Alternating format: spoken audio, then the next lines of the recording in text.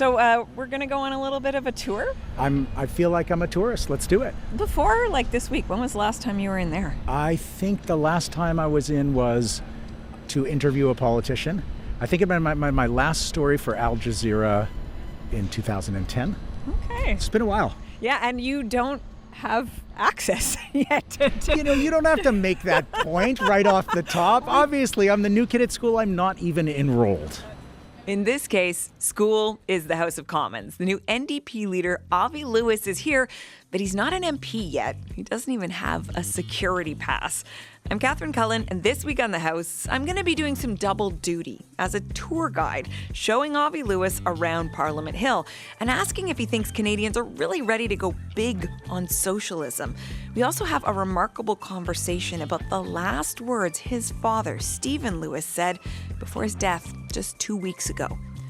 Also on the program, we'll talk majority government with our Hill Watchers. What will Mark Carney and the Liberals do with their increased power? And why did Pierre Poilievre question Carney's grasp of economics? But we're going to start with the Foreign Affairs Minister. What's she thinking about the likelihood of enduring peace in the Middle East? And does she want Donald Trump to stop trash-talking NATO? That is where we begin. The House is now in session. After 7 weeks of war in the Middle East, both the U.S. and Iran said Friday that the Strait of Hormuz had opened. At that same moment, the ceasefires in Lebanon and Iran were holding. And that is when I sat down with Canada's Foreign Affairs Minister, Anita Anand, to talk about whether the end of this war is in sight. We spoke Friday afternoon. Minister Anand, thanks for joining me. Thanks for having me, Catherine. Given that the Strait of Hormuz is open, according to Iran and the United States, and that the ceasefire between Iran, the U.S., and Israel is holding as we are speaking, how likely do you believe it is that we are seeing the end of this conflict? Well, let me start by saying that we welcome the announcement that the Strait of Hormuz is open. We have been advocating for compliance with international law and the law of the sea for some time. And in fact, the verification regarding compliance with freedom of navigation is what is occurring right now.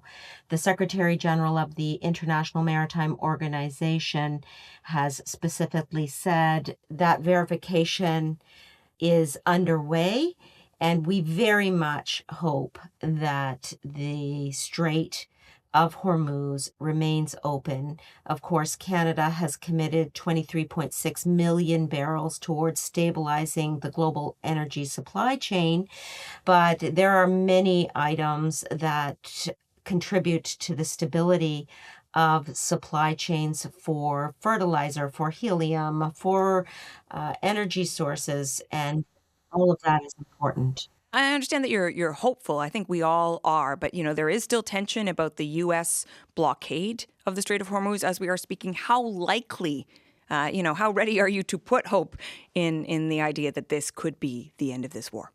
Catherine, this is an extremely positive step. The temporary ceasefire that we are seeing in the Iran conflict, as well as in Lebanon, both of those items are extremely important. It's a fragile ceasefire all around, and we've got to be hopeful that this will hold. But as I said, there are continued talks in this vein. There is discussion about the second round of Islamabad talks occurring. And in addition, the 10-day ceasefire relating to Lebanon must be one that becomes permanent. And I speak nearly daily with my Pakistani counterpart on these issues, as well as my Lebanese counterpart as well. So we're continuing to work diplomatically on this from a Canadian perspective, but the main parties to the table are also working hard, obviously, to maintain this ceasefire. You mentioned the 10-day ceasefire in Lebanon. Israel has left troops inside the country. The Israeli government wants the militant group Hezbollah to disarm. They, of course, have long resisted that call. What do you see as the biggest barrier to a more enduring peace in Lebanon? Well, let's start with the important announcement yesterday of the 10-day ceasefire between Israel and Lebanon. This is an extremely important step towards de-escalation, and Canada has been calling for the respect of civilian life and the importance of regional stability. All parties must respect and implement the ceasefire to prevent further loss of life, and we reiterate that Hezbollah must disarm in line with the UN Security Council Resolution 1701. We've been clear, I've been clear with my counterpart, that Canada reaffirms absolutely steadfast support for Lebanon's sovereignty, territorial integrity, and state institutions. And in fact, it's very important to ensure that all parties remain engaged in the negotiations to avoid actions that could further destabilize not only Lebanon, but the region as a whole. On Friday morning, Donald Trump posted on social media that he received a call from NATO asking if the U.S. needs some help. This is with regards to the Strait of Hormuz. He says he told NATO to stay away and that, quote, they were useless when needed, a paper tiger, exclamation mark. What do you say to the U.S. president's claim that NATO is useless, Minister? Well, Canada is a founding member of NATO, Catherine. I think we've discussed this before on other interviews. I don't think Donald Trump was listening, Minister. Canada stands steadfast with NATO as a multilateral organization, as well as with our NATO allies around the table. In fact, we recently reached 2% of GDP, and we are on track for reaching 5% by 2035. What that shows is that we are fully committed to NATO as a deterrence and defense multilateral organization, and we will make sure we're contributing in any way possible to the mission of NATO, I will say. And the mission of NATO is collective defense and deterrence. And Canada has recently been ensuring the push for Arctic sovereignty and Arctic protection in terms of NATO as the North Atlantic Treaty Organization. You are talking about Canada's commitment to NATO, and your point is, you and I have talked about this before, is Canada so worried about offending Donald Trump that you won't say he's wrong to dismiss NATO? It's not about whether Canada thinks NATO is good. I'm asking you about these comments that are consistently being made by the U.S. president to denigrate this organization you are expressing commitment to. Well, thanks, Catherine, for that question as a follow-up. But I'm Canada's foreign minister, and I speak to Canada's foreign policy. And Canada's foreign policy specifically underlines the importance of NATO as an organization for collective defense and deterrence. And as a NATO country, we will ensure that we're playing our role. So this is the point I'm making in response. You're asking me about the foreign policy of another country, and I'm saying my role is to be Canada's foreign minister. And that's what I'm responding to in terms of your question. Trump says that NATO offered help with the Strait of Hormuz. In a readout of a call between Prime Minister Carney and other allies, it says countries would be willing to contribute support for crew safety and security. I was trying to understand what that means. Could the Canadian military be involved at this point in the Strait of Hormuz? So once a ceasefire is secured, and we know that this ceasefire is permanent, Canada will help to address the bottleneck on energy and trade caused by, for example, the illegal closure of the Strait of Hormuz. And Minister McGuinty, our Minister of National Defense, has been clear that that could include offering support through demining expertise, through intelligence, through cyber capabilities. The bottom line is that Canada stands ready to take further action to ensure safe passage through the strait, including through diplomatic engagement and international advocacy and support for crew safety and security. The Prime Minister actually participated in a call with other leaders on Friday to specifically underline the need for the ceasefire to hold, for negotiations to be the path forward so that the region is not destabilized and the Strait of Hormuz remains open. I'd like to switch gears for a moment because you are also announcing $5.5 million of additional aid to Cuba. This aid primarily focused on health services. The government previously announced $8 million focused on food aid. Obviously, that reflects the concern of the government of Canada for the people of Cuba. You have USA Today reporting that the U.S. is ramping up planning of military operations in Cuba. Do you believe U.S. military intervention would help the people of Cuba or not? So there's a lot in that question. Maybe I'll unpack it a little bit. First of all, Canada has announced $8 million in a first tranche of humanitarian aid for the people of Cuba. And on Friday, Secretary Sarai and I announced an additional $5.5 million in international assistance to respond directly to the urgent needs of vulnerable Cubans. The fact is, Cuba is facing a humanitarian crisis, and Canada will continue to be present when humanitarian crises arise around the world, whether it's Haiti, whether it's Cuba, Lebanon, Gaza, Sudan. Canada has been a firm supporter of international assistance at a time when other countries are retreating. And so this is a very important moment, and I provided a heads up to Secretary Rubio's office to make sure that they're aware that Canada is continuing to support Cuba with humanitarian aid. Have you talked to him about U.S. military operations in Cuba? Has that ever come up in your conversations with him? In our conversations, of course, we discuss multiple regions around the world, Cuba being one of them. But of course, Haiti is one where we have worked consistently closely together. Pardon me, I'm trying to understand whether Canada is neutral on the question of U.S. military operations in Cuba, whether it's something you're trying to avoid. I mean, Trump has said about Cuba, whether I free it, I take it, I think I can do anything I want. What does Canada have to say about that? You're a lawyer by training. Well, thanks for pointing that out. But my team is in touch with Secretary Rubio's team regularly. And yes, we discuss Cuba. Yes, we discuss Haiti. Yes, we discuss Ukraine. Yes, we discuss the Middle East. And of course, as the foreign minister, I specifically mention Canadian concerns and Canadian values, one of which is respect for international law, another of which is the respect and importance of humanitarian assistance. And we will continue to support the people of Cuba as we are with the announcement on Friday of an additional $5.5 million in international assistance to respond to the needs of vulnerable Cubans. Okay, that is all the time we have for today. Thank you very much, Foreign Affairs Minister Anita Anand.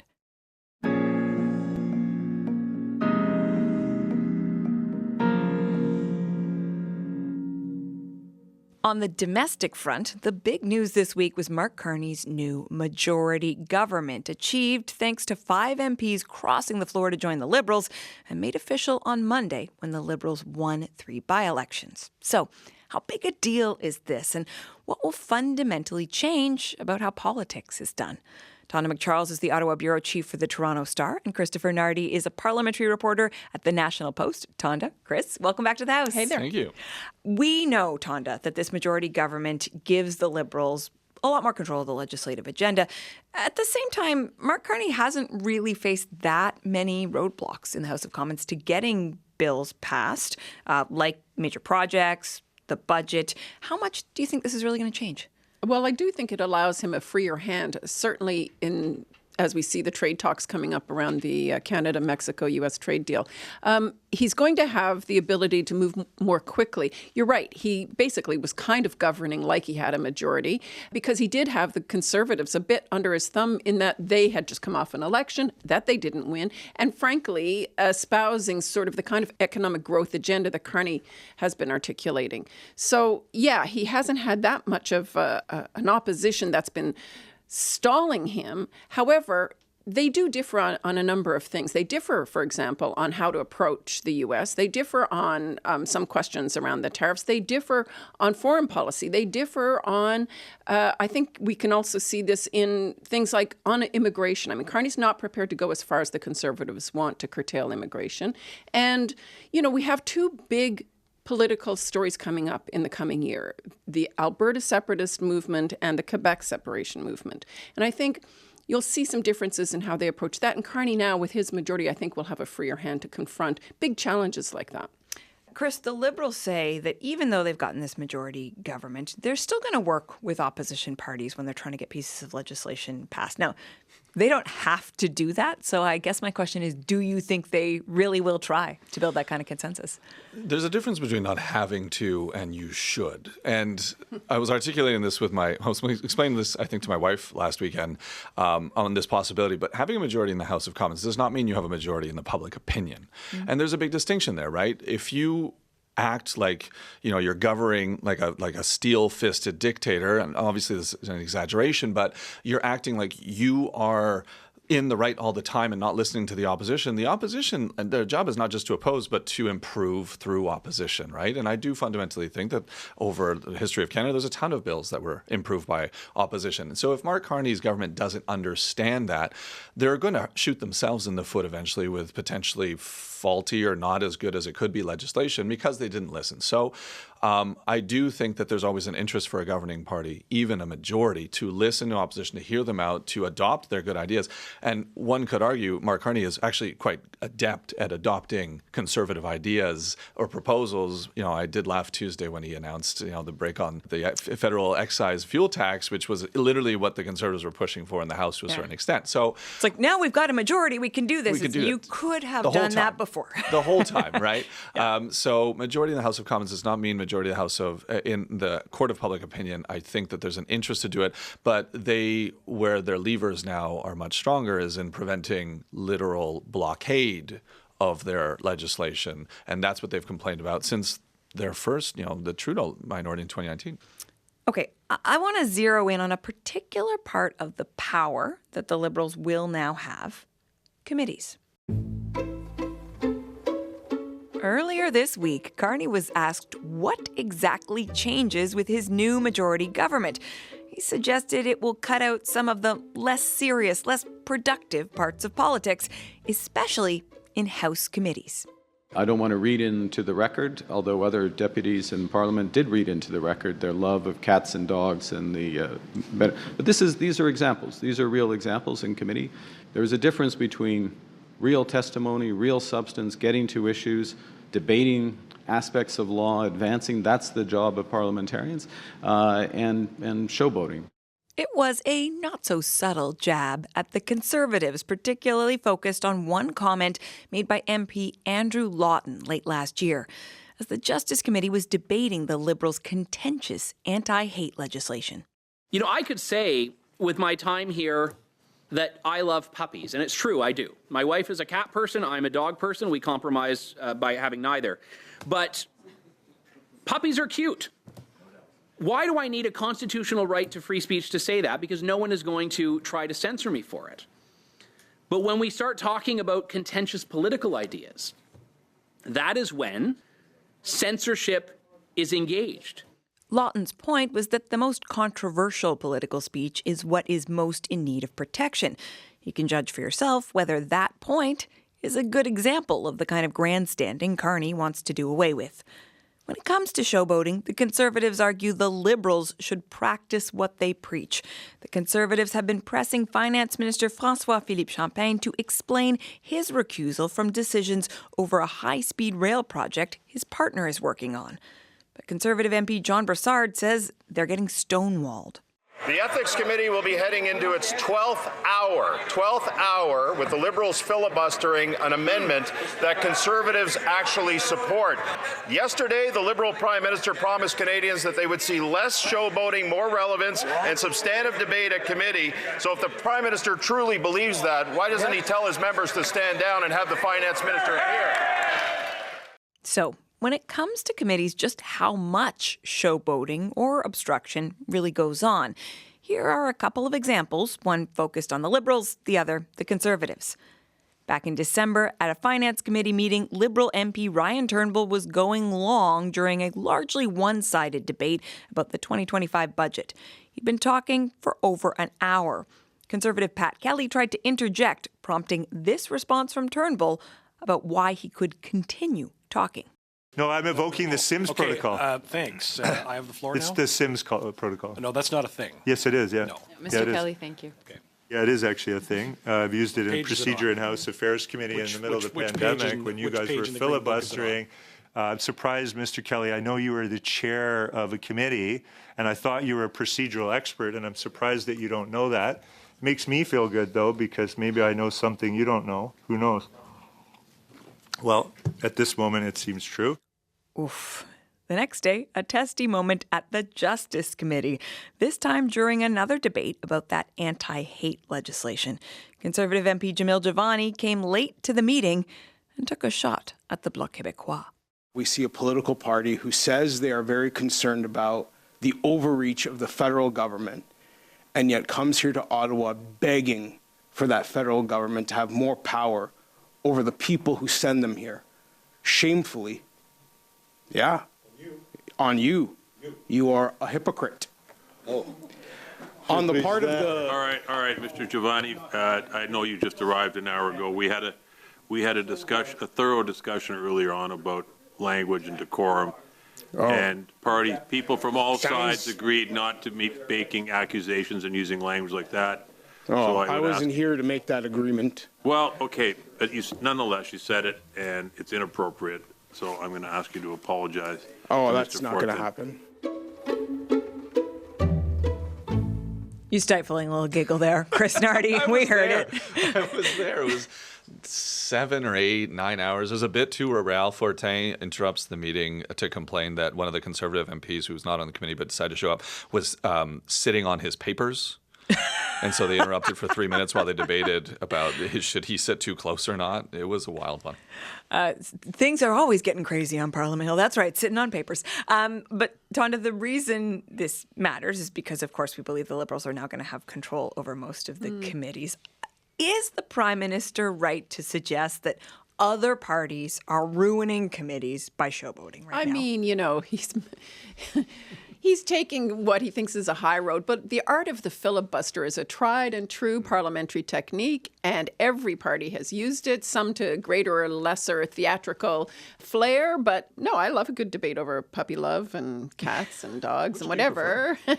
Both. So, look, no, I think that it's a bit prissy to clutch your pearls and say, oh, committee debate has to be very high-minded. There are times when that's a tool the opposition has to either force the Liberals, if they're in government, or the flip side. We've seen committees be, used to challenge Conservative governments as well. And by the way, be frustrated in those efforts. The Liberals probably recall when they were trying to get documents on the Afghan detainee controversy, and that led to the shutdown of Parliament actually over it, and a reconvening of Parliament. These are effective tools when used wisely. We're early days, don't forget. We've only been a few months into this new Parliament with all the breaks we've had. And so you've seen it reflect the tensions of a minority government. Will we see it disappear now that there's a majority? No, because when it comes to some debates, I think the parties will absolutely avail themselves, and rightly so. So, Chris, if the opposition parties have control of only really a handful of committees, a few committees, so the Liberals will be in control of most of them, and opposition parties can't stop legislation by voting under a majority government, presuming all the Liberals stay on the same page. To what extent can opposition parties really influence government agenda? Well, there's public pressure tactics. Legislation is debated outside the halls of Parliament too, right?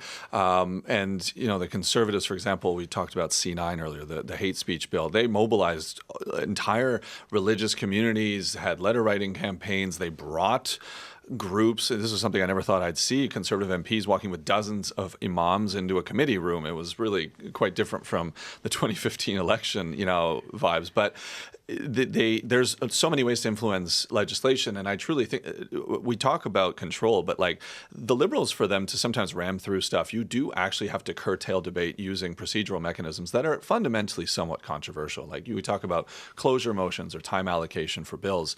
They're called the guillotine for a reason in the procedural handbook, and so to use them a little bit like, I guess, the notwithstanding clause is meant to be controversial. To curtail debate is not, before it is finished, is not something that can be done easily. Now, does the general populace care as much as we on the Hill? Well, maybe not. But fundamentally, I think the opposition parties, generally speaking, retain a fair amount of levers both in Parliament and in the public opinion to influence legislation.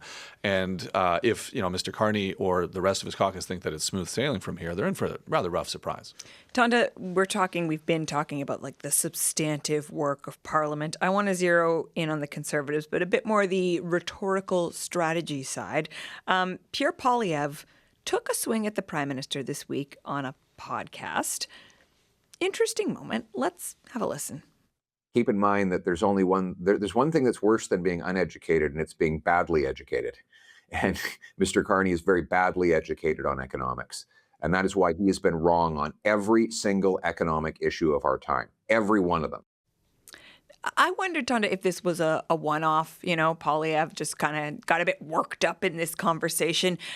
Conservatives have since doubled down on that attack. I know I've seen Andrew Scheer posting about it on social media. What do you think this tells us about Poilievre's approach right now? Oh, I think they're struggling to find and to land on an approach that's not tone deaf in the eyes of the public.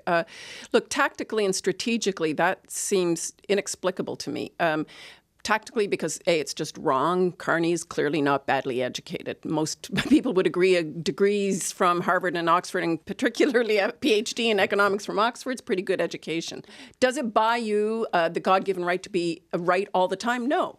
So that might have been an opening for Poilievre. But strategically, I still question whether, saying that Carney is an economic idiot is a good thing for them to do. I think that, in fact, they've supported some of the directions of the Carney agenda economically. And so for them now to say and double down on the fact that it's all wrong strikes me as contradictory. So strategically, I don't think they've gained any foothold in public opinion this week. I think, in fact, it's been something that's baffling to most of us.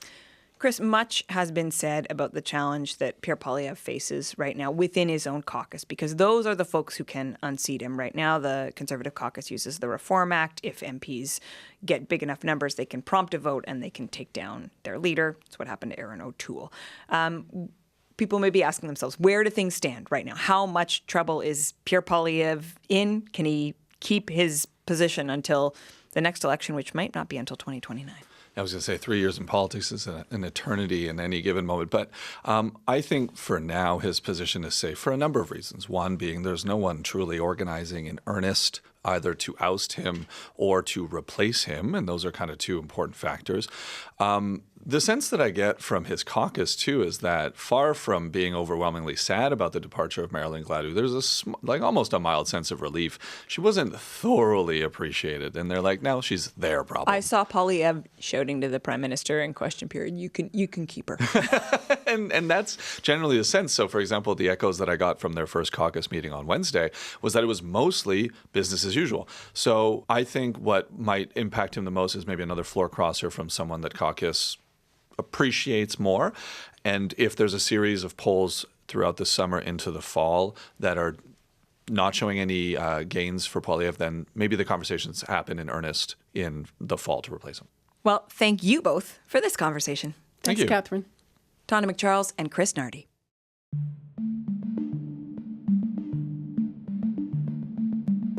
Next up on the House podcast, I give the new kid on the political block, Avi Lewis, a tour of the House of Commons.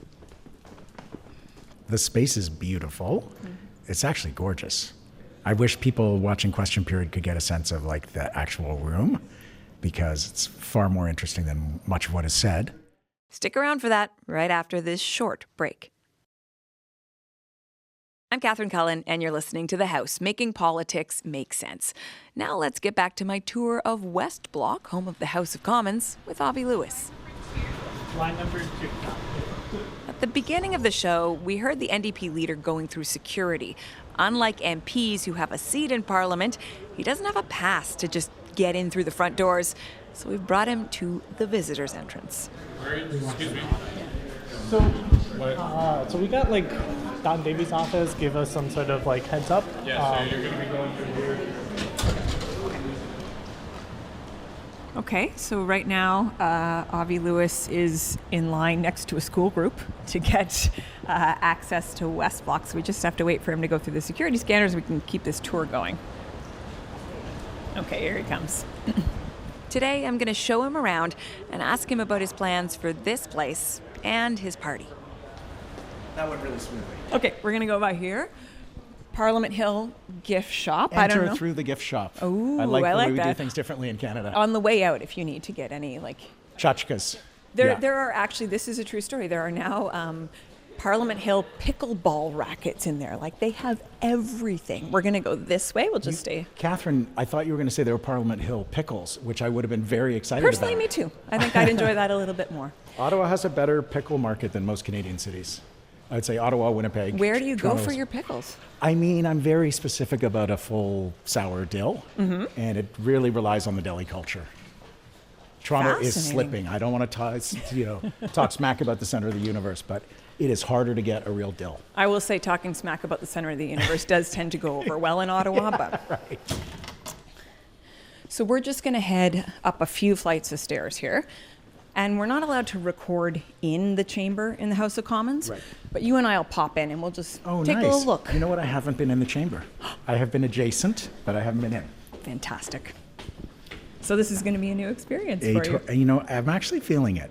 I have my own ideas right now about when and where I'll run and by-elections and how important it is to get in the House. All of that aside, it's moving to be here. There's a sense of consequence in just realizing what we're here to do. It's big. What you're here to do, right? This. I mean, the People's House, it's a lot of people in there who are supposed to be doing the people's business, much of which we don't see on TV. Is that about that the business isn't making it onto TV or that the business isn't getting done?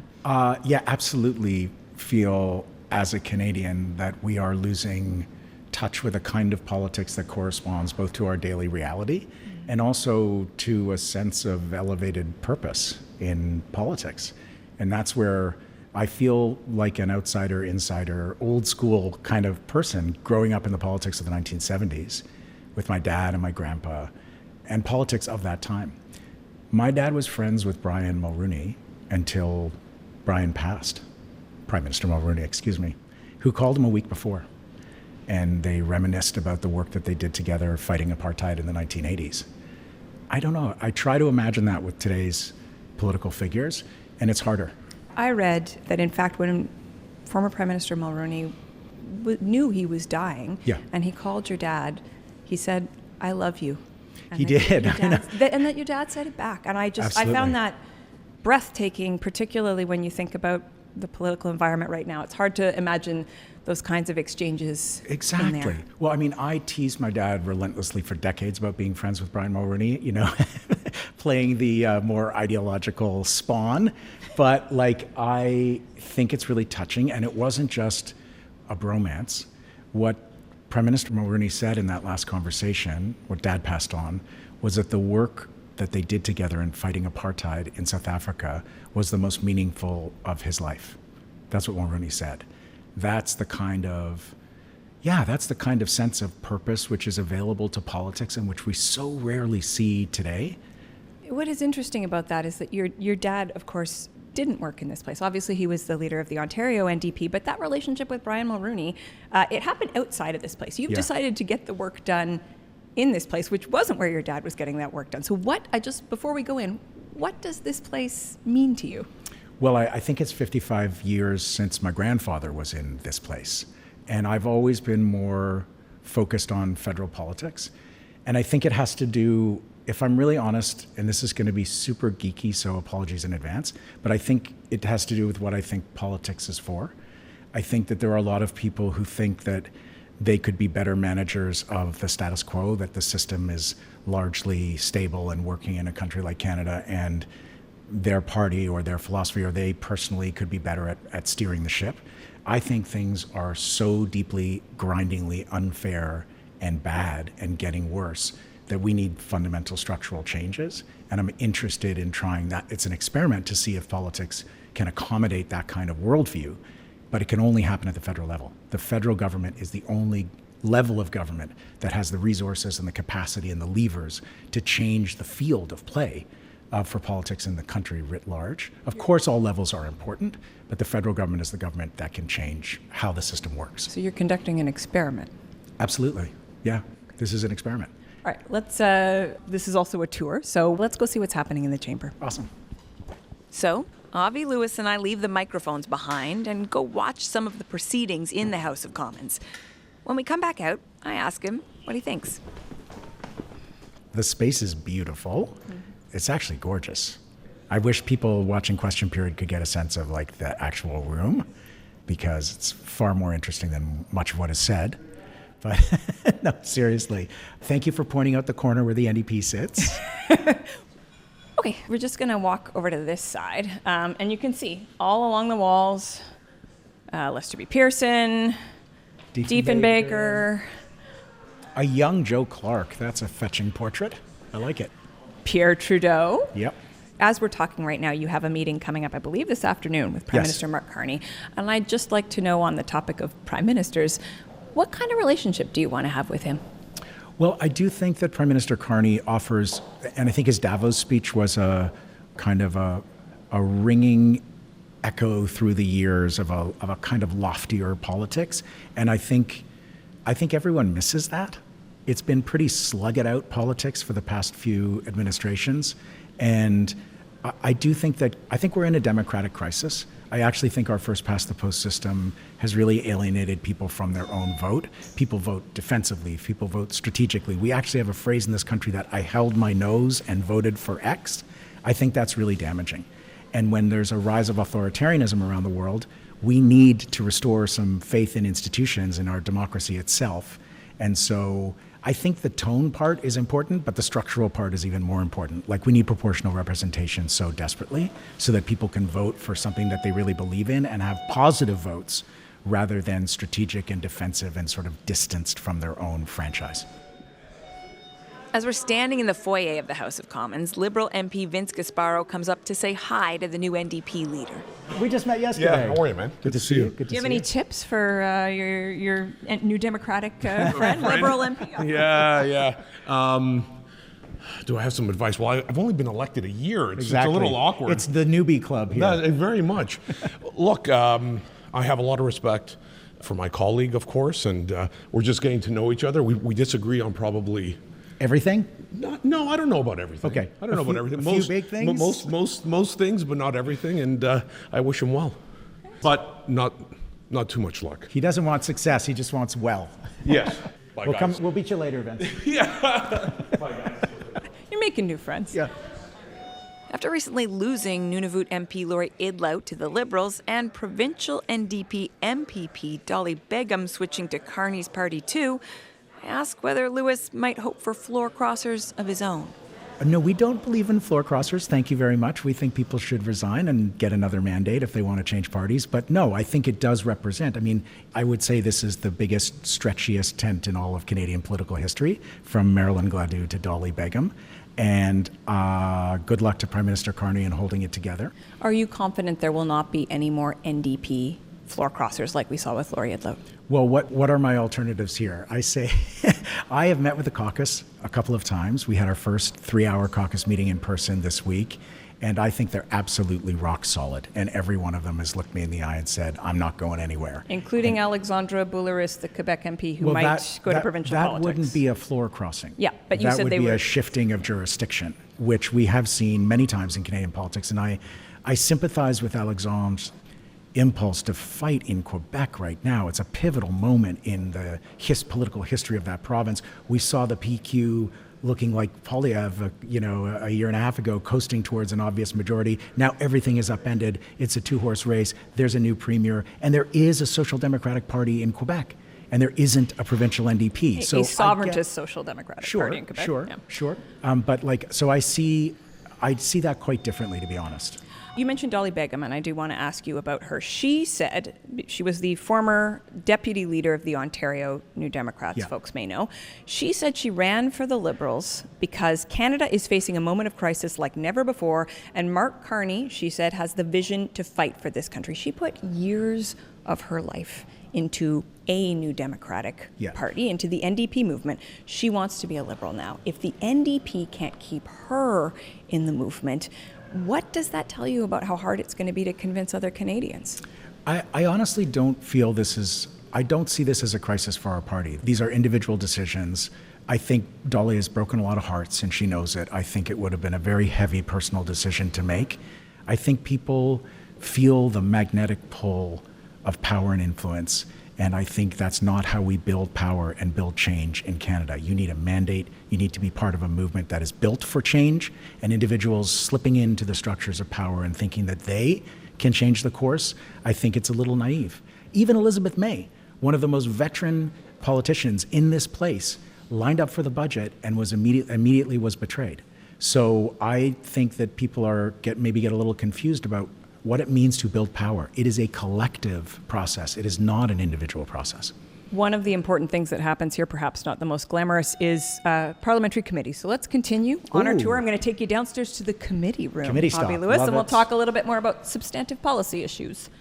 You think they're going to give us seats on committee in the new majority? What do you, you have a better line of sight on that than me. We're just going to go down this way.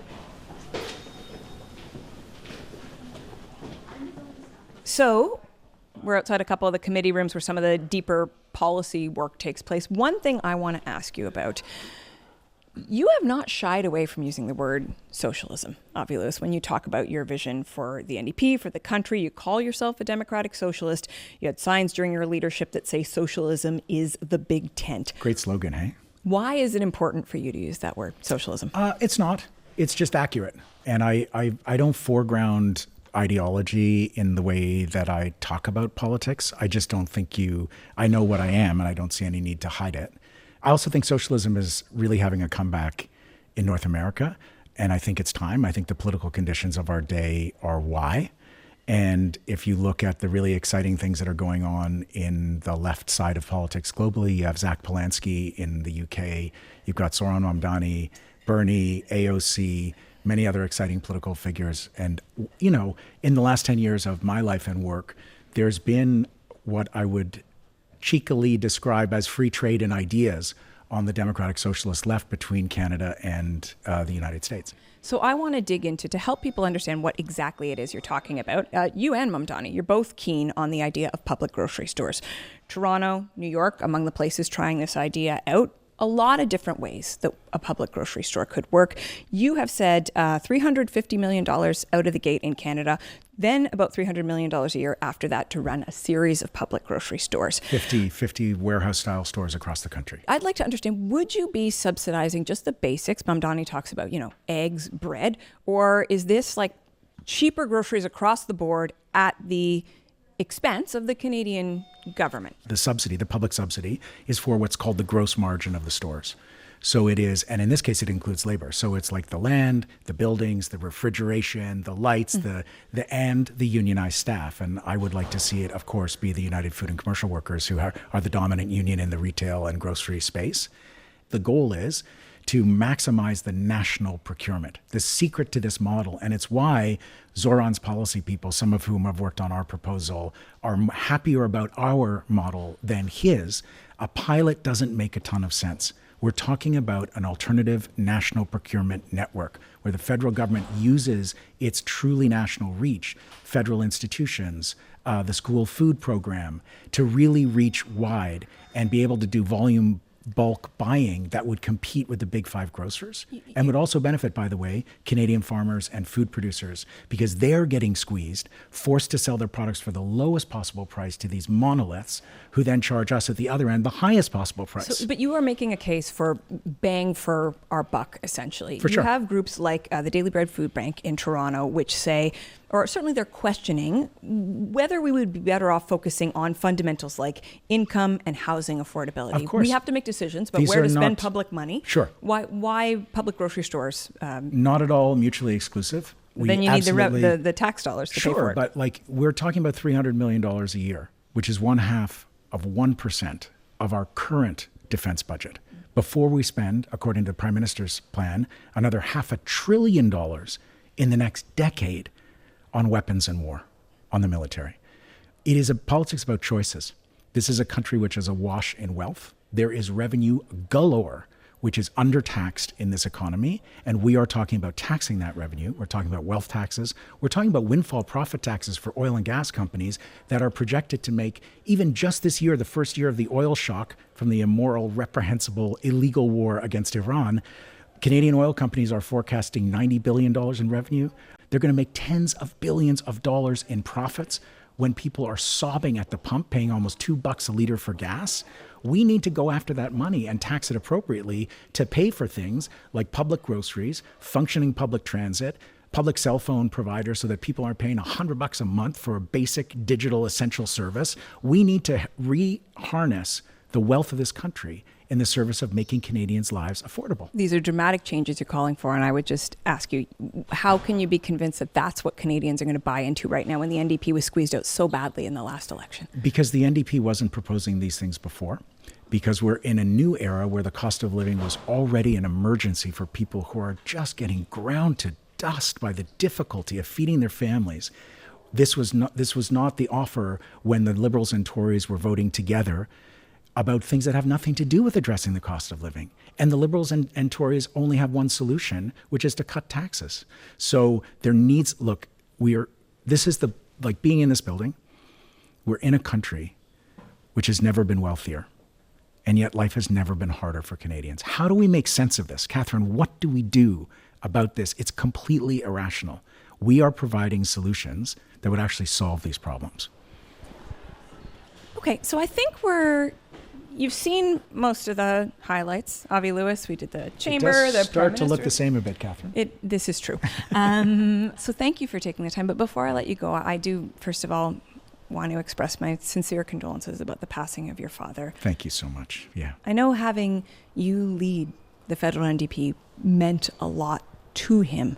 I mean, I guess I told him I wanted to run for leader about a year ago. I think it was during the last election campaign. So it was a little more than a year ago. And, there wasn't a leadership race on, and I didn't anticipate Jagmeet resigning on election night. So I thought there'd be a longer timeline. But I remember telling him, and after he got through saying, "What took you so long?" The usual parent stuff, he said, "I'm going to stay alive and see you win." He just had incredible willpower. So like when there were times in the last couple of weeks of the leadership campaign where, right before the debate in Vancouver in the Lower Mainland, he collapsed. They took him into the hospital, ended up being for the last time. I jumped on a red eye that night. My wife and son came the next day. We all said our goodbyes. And he got better again. He lived long enough to hear the news, right? He was absolutely determined. And I think, I called the palliative care room where my family was gathered at his bedside shortly after getting off the stage in Winnipeg. And it was a moment. My mom put me on speaker and he'd had his eyes closed for a lot of the morning. He had opened them and seen the results. But frustratingly, there wasn't a lot of analysis offered, Catherine. My dad loved the numbers and the meaning, the analysis of politics. So I was saying, Dad, look, I know you've seen the numbers. Let me tell you what they mean. This was our largest ever turnout, higher margin of victory than Jagmeet, the highest margin of victory in the one member, one vote era. I was giving him the excited pundit thing, right? And my mom said, "Stephen, can you hear him? Can you hear what he's saying?" And he opened his eyes and he said, "Yes." And that was the last thing he said. That must mean so much to you. I just can't believe it. I can't believe it. I don't even know what to say about it because it almost seems like if you pitched it as a screenplay, the producers would be like, "Come on, this is cliche. Come back when you have something that feels real." So I don't even know what to say about it all, but I got the torch handed to me in Winnipeg on that day. I lost my dad, and now the mission is even clearer and more powerful than it ever was. This is a rich country. life doesn't have to be this hard. My dad and my grandpa spent their lives trying to make life a little bit more reasonable for Canadians, and now's my turn. Thank you for taking the time, Avi Lewis. Appreciate it. I really love this. Thank you. That was my conversation with the new NDP leader, Avi Lewis.